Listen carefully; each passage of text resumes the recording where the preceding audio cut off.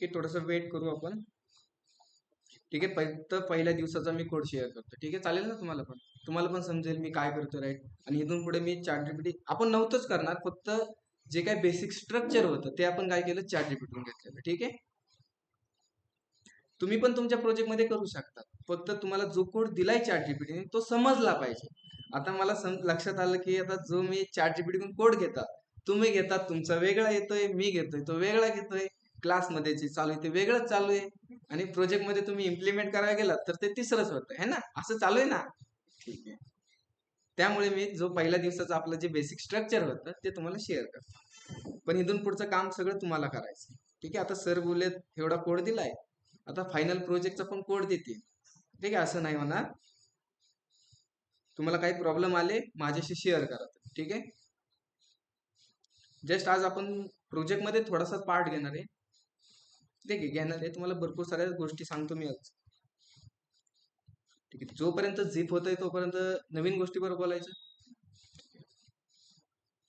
आता तुम्हाला एरर येतात है ना, ऑनलाईन मेंबर येतात, ऑफलाईन मेंबर तर माझ्याकडे येतात. ठीक आहे, जे ऑफिसमध्ये येतात ऑफलाईन येतात त्यांना काही प्रॉब्लेम नाही, पण जे ऑनलाईन मेंबर आहे त्यांना भला मोठा एरर येतोय आणि त्यांना समजत नाही एरर काय आहे.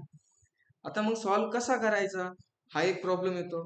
तुमची फर्स्ट काय असतं, ChatGPT कडून करायचं असतं, बरोबर. ओके, हे ऑनलाईन साठी बोलतोय जास्ती करून. तर काय करायचं, एक आपल्याकडे असे सॉफ्टवेअर आहे एनी डिस्क म्हणून. काय, ठीक आहे, काही जणांना माहित असेल काही जणांना माहित नसेल. ठीक आहे, आज मी त्याबद्दल बोलतो तुम्हाला. जी काय एनी डिस्क सॉफ्टवेअर आहे ना, ते प्रत्येक डेव्हलपरच्या पीसी मध्ये पाहिजे. तुम्ही ऍज अ डेव्हलपर आहात, मग डेव्हलपरला जे काही एनी डिस्क सॉफ्टवेअर आहे ते सॉफ्टवेअर हवं पाहिजे, म्हणजे डाउनलोड पाहिजे. जस्ट मी त्याला काय करतो, डाउनलोड करतो. कसं करायचे ते पण सांगतो आज. जस्ट ही वेबसाईट आहे आणि वेबसाईटला आल्यानंतर असा काहीतरी इंटरफेस दिसेल.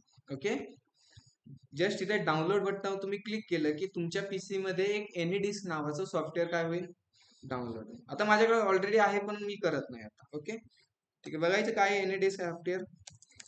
ठीक आहे, फर्स्ट मी काय करतो, ही लिंक शेअर करतो तुम्हाला. जे काय ऑनलाईन मेंबर आहेत त्यांनी काय करा, ज्याच्याकडे नसेल त्यांनी ही सॉफ्टवेअरला काय करा, डाउनलोड लिंक टाका. तुम्ही ऍज अ डेव्हलपर आहात, तुमच्याकडे हे सॉफ्टवेअर पाहिजे म्हणून. ठीक आहे, दोन्ही ग्रुपला मी शेअर करतो हे सॉफ्टवेअर. ठीक आहे, डाउनलोड केल्यानंतर तुमच्या पीसी मध्ये ह्या प्रकारे एनी डिस्क मी असं सर्च करतो. डिस्क, अरे माझ्याकडे आहे की नाही, माझ्याकडे हवं आहे. ठीक आहे, माझ्याकडे आहे ऑलरेडी. ह्या आयकॉनचं तुमच्याकडे आहे असं सॉफ्टवेअर. जस्ट त्याला मी ओपन करतो. ओपन केल्यानंतर कसं दिसेल ते पण मी तुम्हाला सांगतो. ठीक आहे, असं दिसेल जसं तुम्हाला स्क्रीन मध्ये दिसतंय, ह्या प्रकारे तुम्हाला काय दिसेल, ऍप्लिकेशन दिसेल. ओके, आता ह्या ऍप्लिकेशनचा फायदा काय. आता जसं की एखाद्या ऑनलाईन मेंबरला एरर आला, तो आहे पुण्यामध्ये. कुठे आहे तो, पुण्यामध्ये. ओके, आणि त्या पुण्यामध्ये असल्यामुळे त्याला काय करायचं समजत नाही, एरर कसा सॉल्व्ह करायचा. सपोज मुंबईला आहे, कुठे पण आहे, त्यांनी हे सॉफ्टवेअर काय करायची, ओपन करायची. केले ओपन, त्या सॉफ्टवेअर मध्ये मी काय करेन, तुमच्याकडे आहे ऑफलाईन मध्ये कुणाकडे आहे, ठीक आहे. आता सपोज मी एक स्टुडंट आहे अंजली, ती आता सध्या कुठे, पुण्यामध्ये. ठीक आहे, आणि तिला काय आलंय, थोडासा प्रोग्राम मध्ये एरर आलाय. मग मी काय करणार, तिला ही IP ऍड्रेस सांगणार, अंजली आहे तुझ्याकडे, ओपन. ठीक आहे, वर्क पण दाखवतो तुम्हाला. तोपर्यंत आपली झिप फाईल काय होती, अनझिप होते. ओके, थोडासा टाइम लागतोय त्याला. ओपन केलं, ठीक आहे. ओपन केल्यानंतर अंजली काय करणार, इथे इन्व्हाइट नावाचं बटन. ठीक आहे, मी दाखवतो तुम्हाला दिसत नसले तर, इथे इन्व्हाइट नावाचं बटन आहे. जस्ट ती काय करणार, ह्या इन्व्हाइट नावाच्या बटनावर क्लिक करणार, तर इथे काहीतरी एक इन्व्हाइट म्हणून इनपुट बॉक्स आलाय. ठीक आहे, तिथे काय करणार ती अंजली, इथे तो IP ऍड्रेस टाईप करणार. कर बरं टाईप तो.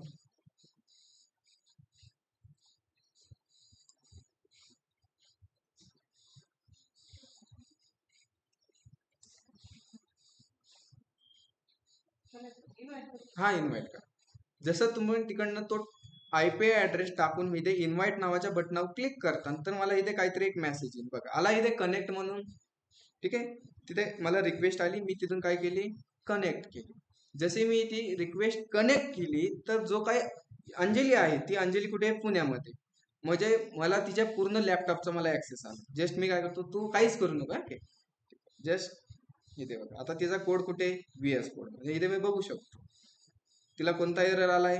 मी इथे बघा, तिला एरर आला इथे काहीतरी, इथे पॅनर वगैरे राईट केलंय की नाही, ऑब्जेक्ट कव्हर राईट केलंय. जस्ट मी इथे काय करतो, एक मेसेज राईट करतो. ठीक आहे, मी राईट करतोय, ती नाही करत, मी करतोय.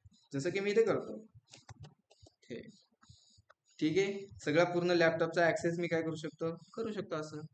ठीक आहे, मग ह्या प्रकारे मी काय करणार, तुमचा एरर सॉल्व्ह करणार आहे. ठीक आहे, ऑनलाईन मेंबर कुणाला आला, मला फक्त मेसेज करा, सर असा असा एरर येतोय. आधी तुम्ही प्रयत्न करा, नाही झाला तर मला विचारा. ठीक आहे. ठीक आहे, एनएडिसचा हा फायदा आहे. तुम्ही तुमच्या फ्रेंडला पण असं करू शकता. जस्ट मी हे यूज कशासाठी करतो, की माझा एखादा मित्र आहे आणि त्या मित्राचा आम्ही दोघात प्रोजेक्ट बनवतो. त्याला काही प्रॉब्लेम आला तर तो इथं येऊ शकत नाही ना नगरमध्ये, तो कुठे पुण्याला आहे.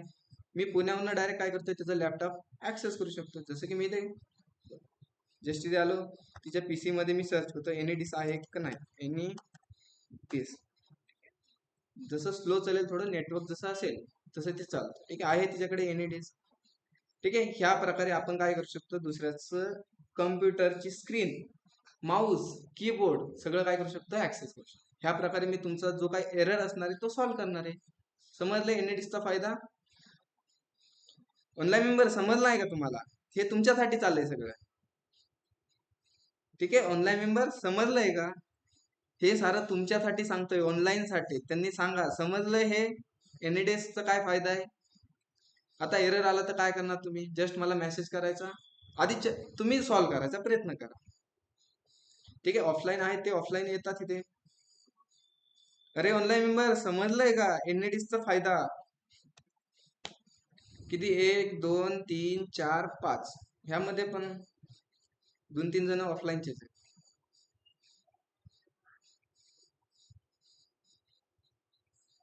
ठीक आहे, एरर आला तसंच बसू नका, माझ्याशी शेअर करा. ठीक आहे, एनएडिसचं समजलं असेल सर्वांनी, पीसी मध्ये डाउनलोड करून ठेवा. ऍज अ तुम्ही डेव्हलपर आहात, तुमच्या पीसी मध्ये हवं इथे. ओके, ठीक आहे, त्याला मी डिस्कनेक्ट करतो तर बस. ठीक आहे, ते ऍप पण मी काय करतो, बंद करतो. ओके, आता इथे बघा, जो काय आपला प्रोजेक्ट होता तो प्रोजेक्ट झालाय अनझिप झालाय इथे. कुठे झालाय सर, तुम्ही असंच काहीतरी बोलतात. ठीक आहे, आता इथे दाखवतो तुम्हाला कुठे अनझिप झालाय. ते A to Z React JS नावाच्या फोल्डर मध्ये आलो आणि इथे बघा वेबसाईट 1 आहे ना, जस्ट मी त्याला ओपन करतो, डबल त्याच्या आतमध्ये अजून एक फोल्डर आला. बरं ठीक आहे, त्याला अजून ओपन करू मग, आणि त्याला ओपन करू CMD. केलं ओपन. CMD केल्यानंतर आपण काय करतो, डायरेक्ट प्रोजेक्ट रन करतो की VS कोड ओपन करतो, VS कोड ओपन.